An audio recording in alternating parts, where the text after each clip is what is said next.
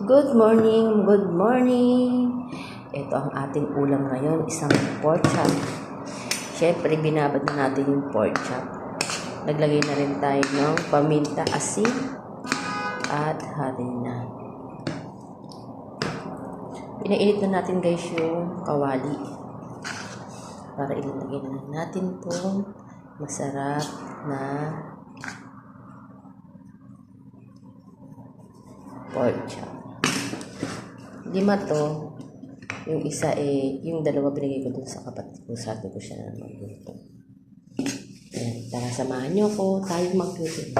Ayan guys, pinainit na natin itong ating kalwali. Ganyan lang yan.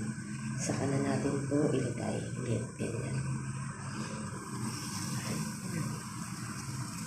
Siyempre guys, ganyan lang ang ating paulit-ulit lang yan. Paulit-ulit. Yan, nalagyan natin ng harina. Saka natin ilagay dito sa mahina lang yung apoy para pantay yung ating niluluto. Malamang pwede na natin itong ilagay itong isa habang iinitan natin itong isa.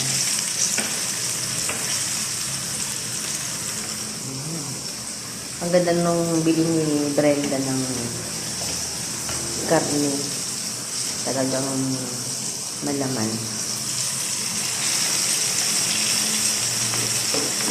Nag-aaral na ako magluto para pagdating sa Pilipinas, magtitinda na lang ako. So, ayan na guys, nasunog na yung ating karne. Nagsain kasi ako sa labas.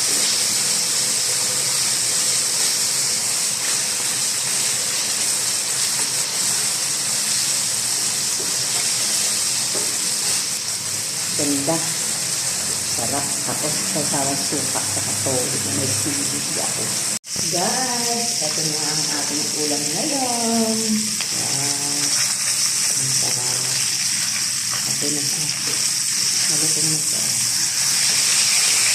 Yan.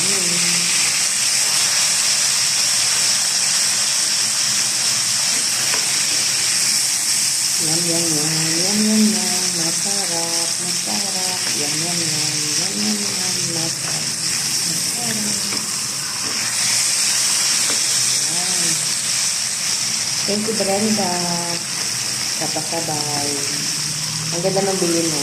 Malamang. Perfect. Yan. Comment lang po kayo at saka kayo babalikan. Thank you for watching. Bye. Tara, may pang ulam na tayo. Kain na.